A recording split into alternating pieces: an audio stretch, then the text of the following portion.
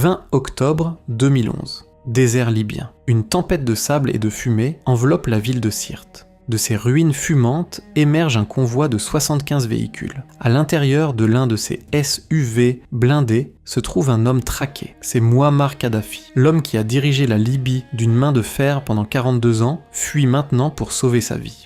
Mais Kadhafi ignore une chose. Il ne se cache pas des rebelles libyens. Il cherche à se cacher de la machine militaire la plus meurtrière de la planète. À des milliers de kilomètres de là, dans une base aérienne du désert du Nevada, un pilote américain observe ses moindres mouvements à travers l'écran d'un drone Predator. Dans quelques minutes, le destin du chien fou du Moyen-Orient sera scellé à jamais par un missile Hellfire américain. L'histoire officielle dit que Kadhafi a été capturé et tué par son propre peuple. Mais la vérité est tout autre. Sans une opération secrète, calculée et impitoyable orchestrée par Washington, le colonel ne serait jamais tombé. Pour comprendre pourquoi les États-Unis voulaient la tête de Kadhafi, nous devons faire un pas en arrière. Kadhafi n'était pas un dictateur ordinaire. Ronald Reagan l'avait publiquement rebaptisé le chien fou du Moyen-Orient. En 1986, après que des agents libyens eurent fait exploser une discothèque à Berlin fréquentée par des soldats américains, des dizaines d'avions de chasse bombardèrent Tripoli en pleine nuit avec l'objectif explicite de le tuer dans son lit. Kadhafi survécut par miracle, mais perdit une fille adoptive. Sa vengeance arriva 2 ans plus tard, en 1988, lorsqu'un vol de la Pan Am explosa dans le ciel de Lockerbie, en Écosse, tuant 270 personnes, pour la plupart des Américains. Pour Washington, le compte était ouvert depuis des décennies. On n'attendait que la bonne occasion pour le régler. Mais ce n'était pas seulement une question de vengeance. Kadhafi était assis sur les plus grandes réserves de pétrole d'Afrique, et surtout sur une montagne de plus de 140 tonnes d'or pur. Avec cette richesse immense, Kadhafi s'apprêtait à lancer un mouvement qui terrifiait l'Occident, le dinar or panafricain. L'idée était simple mais dévastatrice, convaincre tous les États africains de cesser de vendre leur pétrole en dollars américains ou en francs français, pour commencer à le vendre exclusivement dans cette nouvelle monnaie basée sur l'or réel. S'il avait réussi, il aurait détruit le monopole financier de l'Occident sur l'Afrique. En 2011, le vent tourne. Le printemps arabe embrase l'Afrique du Nord.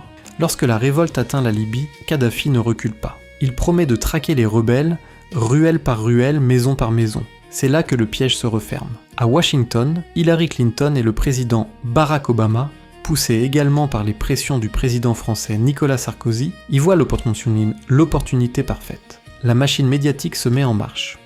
Officiellement, on parle d'un génocide imminent à Benghazi, d'une intervention humanitaire strictement nécessaire pour sauver les civils.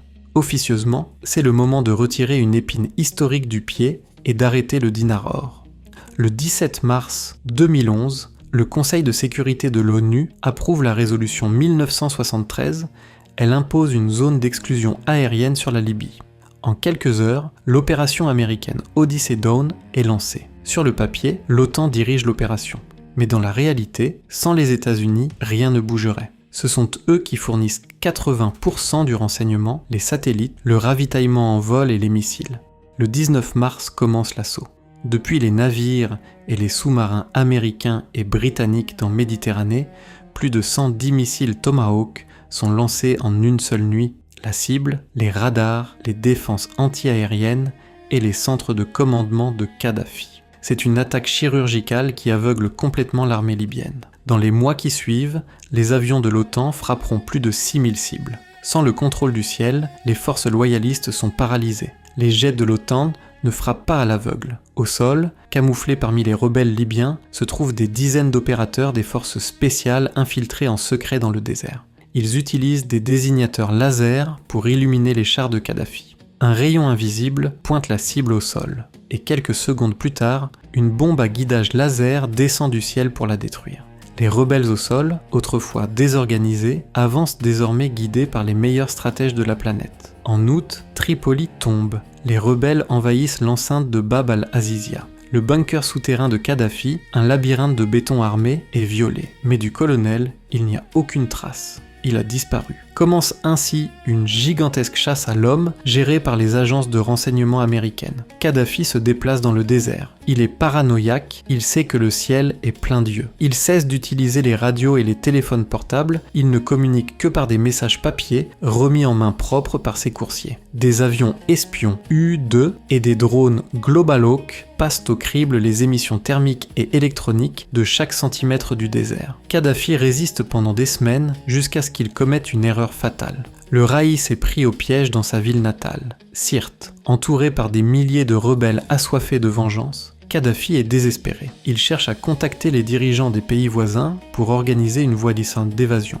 Il allume son téléphone satellite Inmarsat, un ping très court, quelques secondes. À Fort Meade, dans le Maryland, les ordinateurs de la NSA enregistrent le signal. Ils savent maintenant exactement dans quel pâté de maison il se trouve. Kadhafi comprend que Sirte est sur le point de tomber. Il rassemble ses fidèles, sa garde du corps, et tente une évasion suicidaire. Un énorme convoi de 75 SUV, armés jusqu'aux dents, cherche à forcer l'encerclement vers le sud. Ils espèrent profiter du chaos et d'une tempête de sable providentielle pour s'échapper vers le désert profond où Kadhafi pourrait mener une guérilla pendant des années. Mais on n'échappe pas à l'œil de l'Amérique. La tempête de sable n'arrête pas les caméras infrarouges d'un drone Predator américain, piloté à distance, qui repère la colonne massive de véhicules en fuite. Le pilote communique les coordonnées. Le Predator lance un missile Hellfire qui frappe de plein fouet le véhicule de tête. Immédiatement, 3 chasseurs bombardiers français Mirage 2000 arrivent sur la zone en piqué et larguent des bombes à guidage laser de 500 livres sur les véhicules entassés.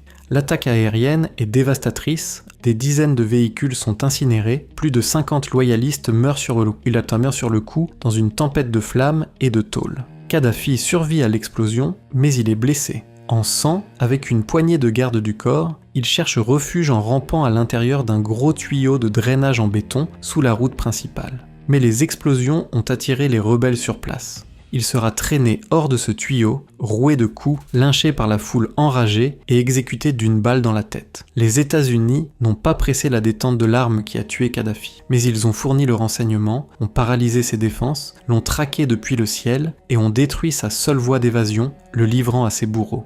Sans Kadhafi, la Libye n'est jamais devenue une démocratie. Elle s'est effondrée dans une guerre civile brutale et chaotique. Les immenses arsenaux militaires de Kadhafi ont été pillés. Sirte, la ville où Kadhafi est mort, est devenue pendant des années la capitale de l'État islamique de Daesh. Une opération militaire chirurgicale parfaite d'un point de vue tactique et technologique qui s'est transformée en l'un des désastres géopolitiques les plus grands et peut-être les plus calculés de notre siècle.